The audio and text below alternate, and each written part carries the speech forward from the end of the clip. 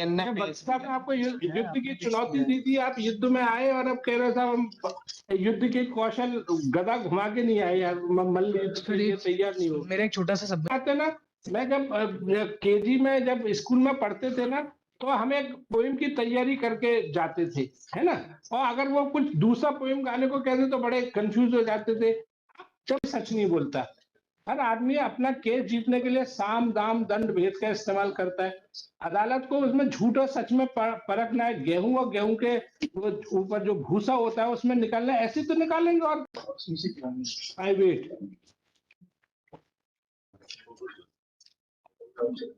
Sir ये exhibit नहीं है, रजिस्ट्रेशन का आरसी इसमें आया हुआ है नंबर।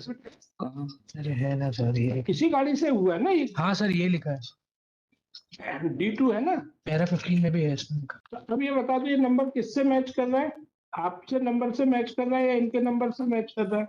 सर इसमें एक्चुअली इंश्योरेंस पॉलिसी हुई थी जब गाड़ी का नंबर नहीं आया था। गाड़ी का रजिस्ट्रेशन हुआ है दूसरे महीने में 2015। बताओ जल्दी बताओ। ये सर क्या है? ये पैरा 16 सर, एक मिनट बस आप देख लें। यार मुझे पैरा 16 हाईकोर्ट जब मैं एक एक आपके डॉक्यूमेंट लेने से आप बताओ पैरा 16 में जाएंगे कि आपके डॉक्यूमेंट पे जाएंगे? वो इसी डिस्कस हुआ, डॉक्यूमेंट डिस्कस। ये जो इनने पॉलिसी करी है, ये जो ड्राइवर ओनर है इनका नाम नहीं है इसमें। जो जब्ती गाड़ी में यार वकील साहब, बड़ा मुश्किल होती है कि जब इतना लेंथ लेके कोर्ट आपके एक एक डॉक्यूमेंट को देख रही है तो इसको नहीं देखें। मैं केवल एक सवाल कर रहा हूँ, रजिस्ट्रेशन यही है ना? गाड़ी किसका अल्टीमेटली रजिस्टर किस नंबर से हुई, इसकी जानकारी ये सर रजिस्ट्रेशन की मेरे को। तो आप देख लो यार, ये किसने डॉक्यूमेंट पेश किया है यार। बड़ी मुश्किल है यार। इतना साहब ने आपको युद्ध की चुनौती दी थी, आप युद्ध में आए और अब कह रहे साहब हम युद्ध के कौशल गदा घुमा के नहीं आए यार, मल्ल युद्ध के लिए तैयार नहीं हो। मेरा एक छोटा सा सबमिशन है सर, इसमें ये चीज मैं बता रहा है। ये जो लखनलाल कुशवाहा है, वो जो हमने पॉलिसी पेश करी उसमें ये नाम सही है लखनलाल, जो इनने पेश करी। वकील साहब कुछ है, आप तो जैसे रट के आते ना। मैं जब केजी में जब स्कूल में पढ़ते थे ना, तो हम एक पोएम की तैयारी करके जाते थे, है ना। और अगर वो कुछ दूसरा पोएम गाने को कहते तो बड़े कंफ्यूज हो जाते थे। जब आप मानो हर चीज में सिद्ध हो, तो हम आपसे एक बड़ा साधारण सवाल पूछ रहे हैं कि अल्टीमेटली गाड़ी का रजिस्टर हुआ था कि नहीं, हाँ कि ना? हुआ है सर। तो यही नंबर है, हाँ कि ना? आप बताओ, ये वही है? सर रजिस्ट्रेशन नंबर यही है। बस यही पूछ रहे हैं। अब इसका आप फिर कुछ घुमा फिरा के जवाब देने लगे। और जो ज्यादा घुमाता फिराता कोर्ट में हमेशा ये आता कि इस आदमी का केस कमजोर है, इसलिए दाएं बाएं ले जा रहा है, सीधे रास्ते पे नहीं ले जा रहा। मेरा एक छोटा सा सबमिशन है, ये क्लेमेंट्स है। एट द एंड जो लाइबिलिटी शिफ्ट होना है वो ड्राइवर और ओनर के ऊपर होना है, तो इनको तो क्लेम का अमाउंट मिलना ही मिलना है। फिर भी अब वकील साहब लगे हुए हैं। मुझे तो देखने दो ना, है ना। तो अब मुझे केवल एक ही चीज देखनी है कि नंबर रजिस्ट्रेशन का आपसे मैच कर रहा है, इनसे मैच कर रहा है। ये एक टेस्ट होता है। कई बार क्या होता है, अदालत में कोई सच नहीं बोलता। हर आदमी अपना केस जीतने के लिए साम दाम दंड भेद का इस्तेमाल करता है। अदालत को उसमें झूठ और सच में परखना है। गेहूं और गेहूं के वो ऊपर जो भूसा होता है उसमें निकालना है, ऐसे तो निकालेंगे। और कैसे? हम ये मान रहे हैं ये भी मिसगाइड कर रहे हैं कोर्ट को, आप भी अपने क्लाइंट के लिए मिसगाइड कर रहे हो। पता है, एक जस्ट फॉर आर्गुमेंट। तो अब मुझे अपने तरीके से देखने दो, सवाल पूछने दो, है ना।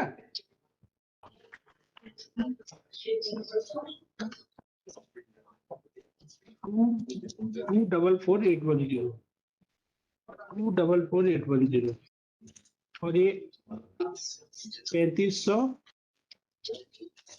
2758।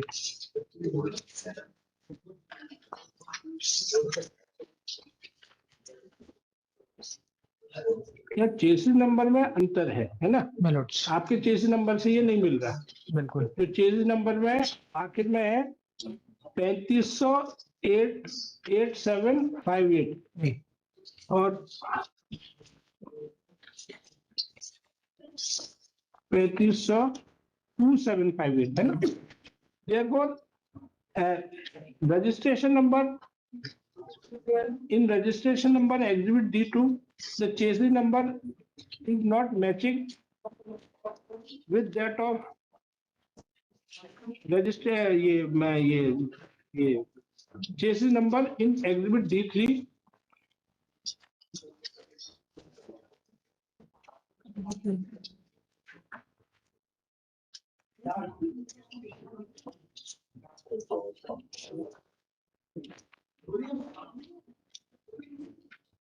but it is matching with the chassis number mentioned in exhibit D1. D- अब आप बताओ क्या कहना है? सर मेरा ये कहना है जो इसमें इंजन नंबर है हाँ। वो सिमिलर है, पहली चीज। सेकंड सबमिशन ये है कि इसमें जो पॉलिसी नंबर है सर, हाँ। जिस नंबर की इन्होंने पॉलिसी होनी बताई है उसकी ओरिजिनल कॉपी हमने पेश करी है, वो पॉलिसी इस गाड़ी की है ही नहीं। तीसरी चीज ये बोलना है सर, इसके रिगार्डिंग एक कंप्लेंट करी थी जिसमें हमारा ये तीन चीज बोलना है कि इन्होंने नाम बदला, उसमें डेट और टाइम बदला और चेचिस नंबर का चेंज किया। ये तीन चीजें हमने बोला है। ये कंप्लेंट में कुछ नहीं हो रहा है। कंप्लेंट में कुछ नहीं है, इसका क्या मतलब है? आप ही तो कहते नहीं हो तो ये क्रिमिनल केस और एमएसटी केस अलग है, दोनों के पे अलग है। कोर्ट को ये सेटल्ड व्यू है कि क्लेम कोर्ट को क्रिमिनल केस की उनकी सहायता ले सकता है, लेकिन इंडिपेंडेंट एविडेंस पे वो देखना पड़ेगा। अब एक बात बताओ, ये कह रहे हैं कि गाड़ी हमारे यहाँ से वो नहीं है, आपका नंबर अलग है, आपका रजिस्ट्रेशन अलग है, तो अब ये कैसे कोर्ट ने ये कह दिया कि नहीं ये पॉलिसी सही है इन्हीं के यहाँ से? और इन्होंने क्या एक कोई इंश्योरेंस कंपनी एक पार्टी को धोखा देने के लिए इतना बड़ा फ्रॉड करेगी? फिर तो ये ऐसे ही करेंगे कि जैसे ही अगर कभी भी एक्सीडेंट होगा, चलो ये तो उसी दिन है, कभी भी एक्सीडेंट होगा ऐसे नंबर फंबर बदल के बना आपके पास उन्होंने ओरिजिनल इशू कर दी, क्लेम केस आया, उनको एक ही बात कहनी है, एक दूसरा फर्जी बनाना है इंश्योरेंस कंपनी को, उसमें कुछ इंजन या चेसी नंबर कुछ बदल देंगे, कहेंगे साहब हमारे यहाँ नहीं है।